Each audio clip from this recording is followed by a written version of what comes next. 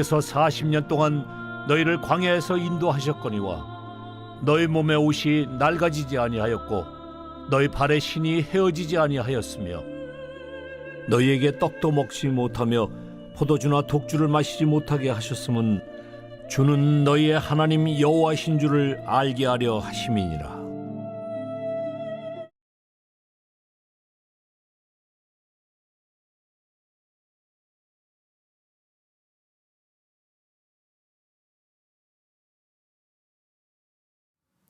할렐루야.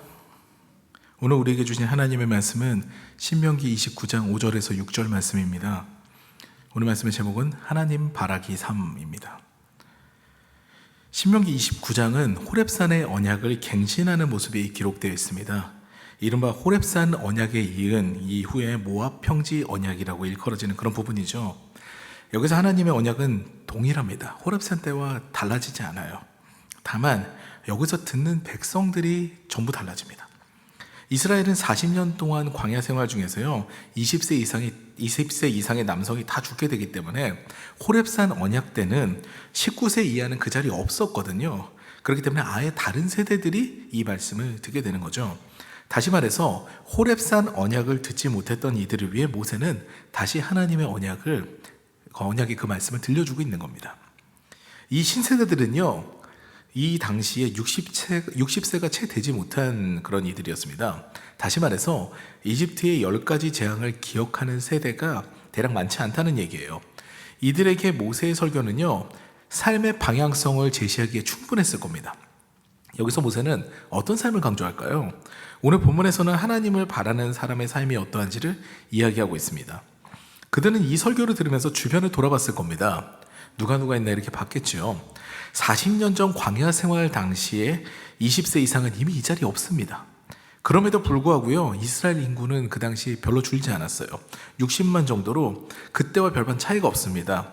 광야에서 수많은 이들이 목숨을 잃었거든요. 불뱀 사건을 비롯해가지고 많은 이들이 목숨을 잃게 됩니다. 전쟁도 치렀어요. 그런데도 60만의 인구가 남았다는 건요 하나님의 지키심이 느껴지는 그런 대목이죠.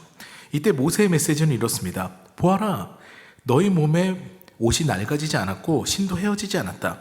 하나님의 인도하심은 이렇게 너희와 함께 하신다.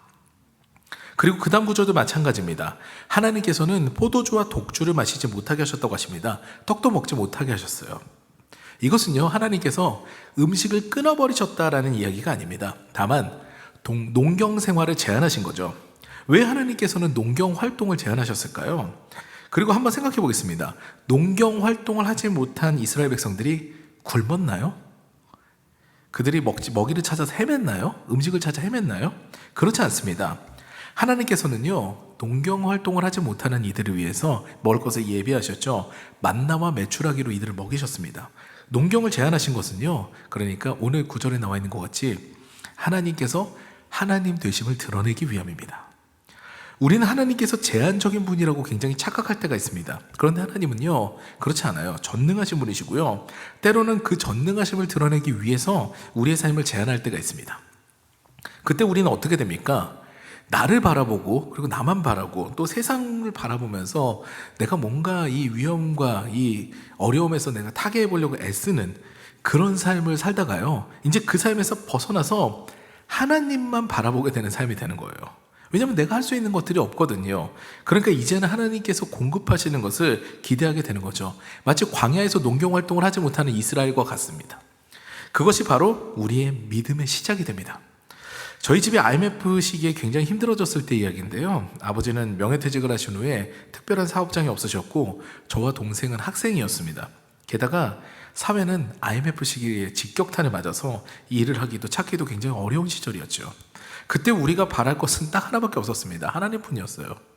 학교를 다니기도 여의치 않는 사정에 살 수 있는 것은 정말 하나님의 공급하신 뿐이었습니다.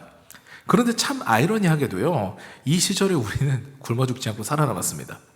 하나님께서는 필요하실 때마다 공급하시는데요 제가 학생이면서 일정한 직업이 없잖아요. 학생이니까. 근데 과외가 떨어지지 않게 하셨고요 그 과외 또한 좋은 학생들을 만나게 하셔서 그 학생들이 전부 좋은 학교에 합격함으로써 또 다른 학생들을 소개받게 되는 이런 선순환을 계속 경험하게 되었습니다. 또한 갑자기 교회 청년부 지휘자 그런 형님이 저에게 전화를 하셔서 저에게 갑자기 지휘 자리를 물려준다 그러는 거예요. 그래서 경제적으로 갑자기 교회에서 페이를 받으면서 이렇게 지원을 받게 됐죠.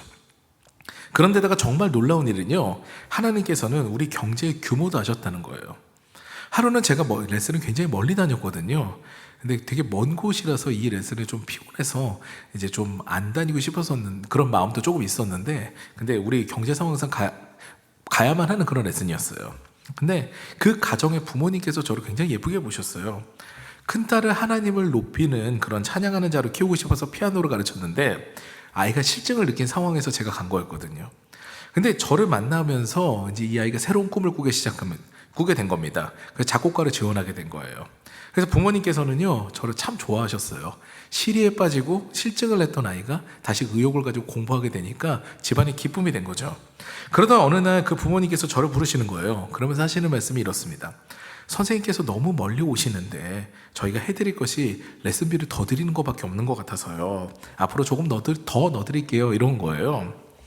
마침 저희 집에 조금 더 물질이 필요한 상황이었거든요. 하나님께서 우리 경제 규모도 하신 겁니다. 집에 와서 봉투를 열어보고 저는 깜짝 놀랐습니다. 레슨비가 무려 50%가 이상이 된 거예요. 조금 더 넣으신 게 아니더라고요. 참 놀라운 하나님의 돌보심이었습니다. 그래서 우리는 그 어두운 시절, 경제적으로 암울한 시절을 하나님의 공급하심으로 무사히 지나서 이렇게 여러분 앞에 서게 되었습니다. 사랑하는 여러분, 하나님은 하나님이십니다. 전능하신 분이죠. 이것을 늘 잊지 말아야 합니다. 우리가 하나님을 제한하게 되면요, 하나님의 능력을 제한하게 되면요, 그것만큼 하나님이 슬퍼하시는 일이 없습니다. 우리가 할 일은요, 하나님을 향한 절대적인 신뢰, 절대적인 믿음을 소유하는 거지 하나님의 능력을 재는 것이 아닙니다.